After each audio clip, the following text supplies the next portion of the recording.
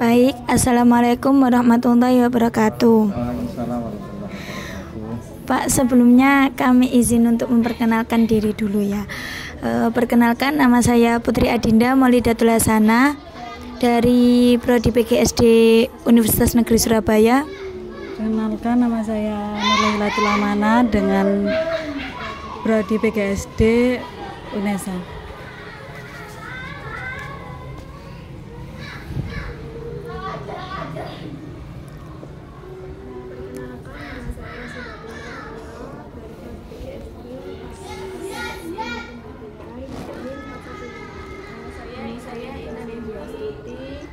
Dari Fakultas Ilmu Pendidikan Prodi PGSD UNESA.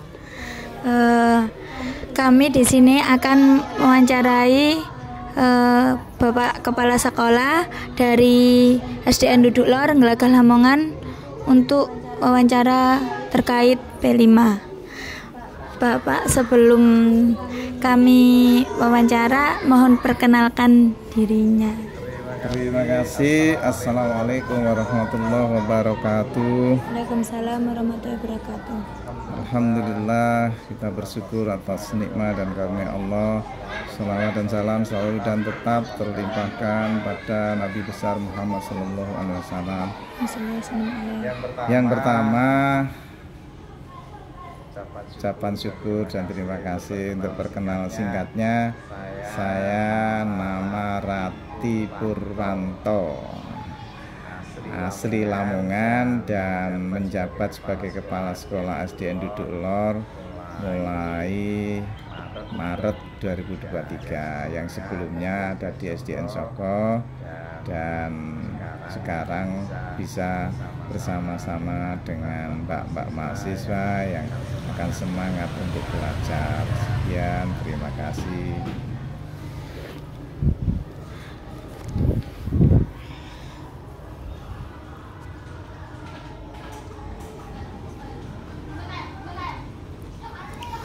Pak, kula mau nanya, mengapa proyek penguatan profil pelajar Pancasila membutuhkan alokasi waktu tersendiri?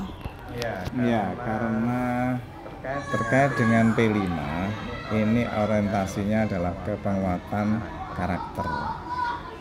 Tentunya terintegrasi dengan mata pelajaran-pelajaran yang lain. Namun hal ini yang menjadi prioritas di kurikulum Merdeka dan sebelumnya, namun akan lebih dikuatkan dan lebih dikuatkan lagi dengan hasil yang tidak hanya berupa produk tapi bisa berupa karakter, bisa berupa sikap, bisa berupa hasil atau produk, konten dan sebagainya.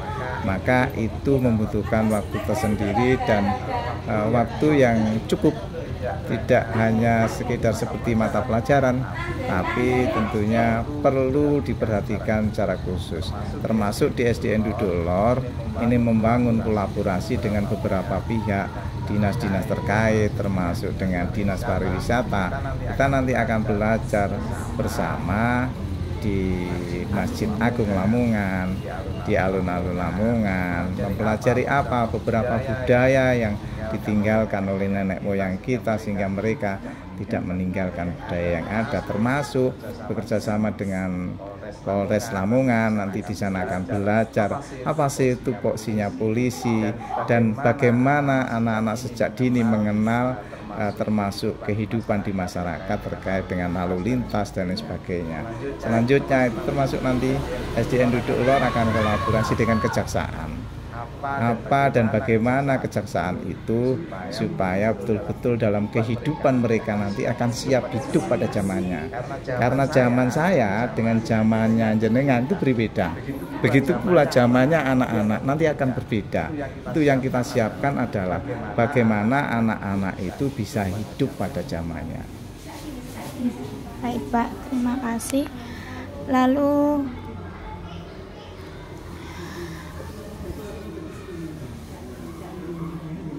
Lalu bagaimana kurikulum Merdeka bisa terus diterapkan secara berkelanjutan, Pak? Nah, alhamdulillah ini mulai dari dikembangkan kurikulum Merdeka, sekolah diberikan kesempatan untuk memilih kurikulum dengan tingkat satuan pendidikan itu bisa belajar mandiri. Setelah belajar mandiri, guru-guru tentunya didorong untuk belajar di platform Merdeka Mengajar. Di situ tahun berikutnya masuk ke belajar mandiri berubah, kurikulum mandiri berubah. Dan tahun ini masuk ke SDN Duduk Lor menerapkan mandiri berubah. Jadi semuanya terutama di kelas 1, kelas 2, kelas 4 dan kelas 5, kecuali kelas 3 dan kelas 6 masih kurikulum 13. Jadi 4 kelas sudah menggunakan kurikulum Merdeka dengan pilihan mandiri berubah. Di situ setiap kegiatan kita berbasis data. Datanya dari mana? Datanya tentunya dari rapot pendidikan.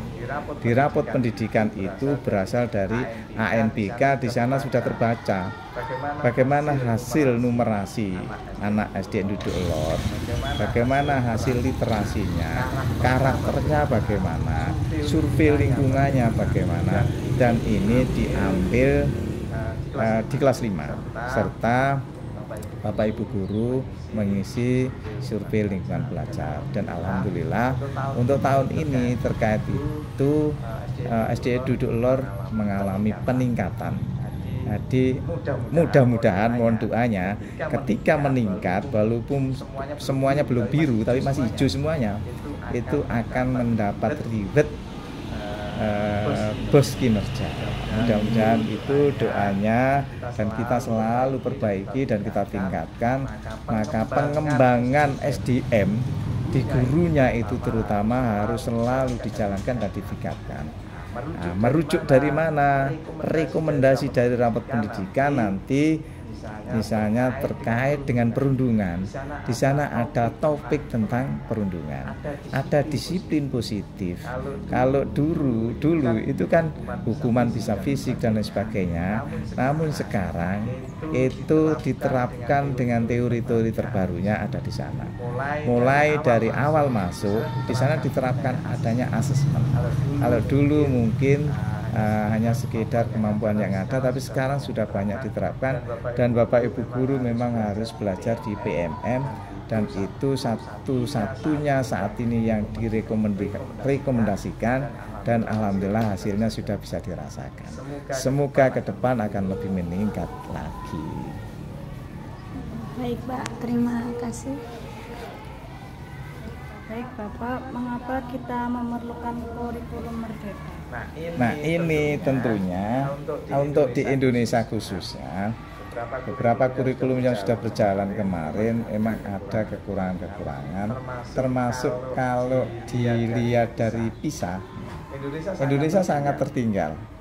Termasuk yang kami rasakan di SDN Duduk Lor ini, tentu terkait dengan itu maka kita harus berikhtiar, harus berupaya bagaimana mengejar ketertinggalan itu.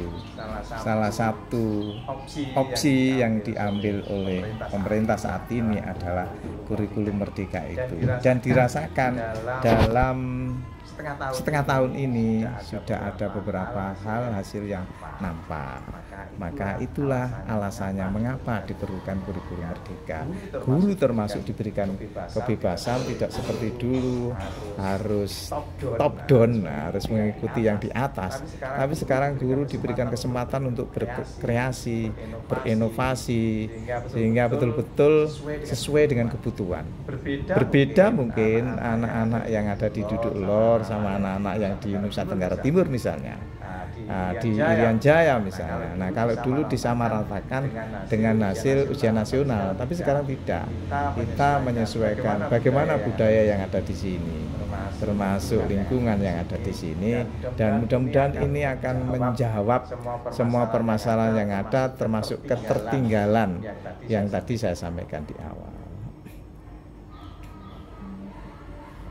Bagaimana bentuk struktur kurikulum dengan penerapan kurikulum Merdeka? strukturnya cukup simpel, ramping, tapi sangat fleksibel dan mudah diterapkan.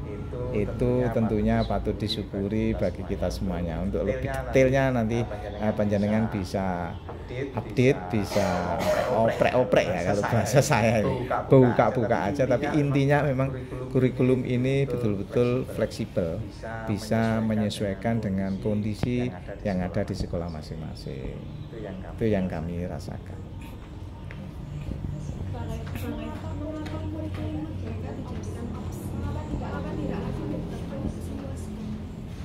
Nah, ini itu tentu pilihan. Jadi Lamongan termasuk kemarin itu mendorong agar semua sekolah dan semua kelas menerapkan itu. Tapi tidak mungkin karena ini tetap butuh tahapan. Jadi digulirkan pertama, tadi opsinya adalah kurikulum merdeka dengan mandiri belajar. Gurunya belajar, tapi belum diterapkan. Baru menyesuaikan hal-hal yang perlu diperbaiki, perlu diterapkan dari kurikulum sebelumnya. Dan tahun kedua baru ke mandiri berubah, dan itulah yang tentunya belum bisa disamaratakan karena menyesuaikan dengan kondisi yang ada.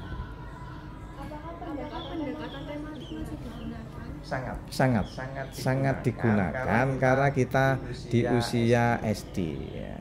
Di usia ini tentunya guru harus pinter meracik dengan kurikulum yang ada dan diberikan kesempatan untuk itu, termasuk temanya. Dan beberapa pelajaran memang lebih disederhanakan, tapi ya untuk berpikir akan menjadi lebih berpikir kritis ya. Tidak terlalu banyak beban, tapi bisa mengena sesuai dengan tujuan yang utama. Ada perubahan jam pelajaran Bapak dengan diterapkannya kurikulum merdeka ini? Beberapa hal materi pelajaran ada, tapi secara umum tidak. Kenapa? Karena kita itu berupaya melayani anak-anak itu semaksimal mungkin. Kalaupun mata pelajaran ataupun materi yang diberikan itu sudah terukur dengan batasan jam tertentu, tapi kita sebagai sekolah yang ada di lingkungan sini menambahkan beberapa hal sehingga waktu itu tetap seperti dulu. Jadi ada penambahan pembiasaan di pagi hari, di siang hari, termasuk mungkin tidak ada di dalam kurikulum untuk sholat jamaah, tapi kita adakan.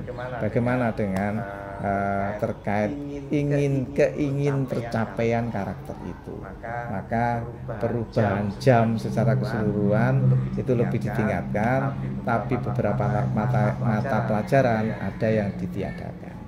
Jadi seperti yang dulu ada IPA sendiri, PS sendiri, sekarang menjadi IPAS itu.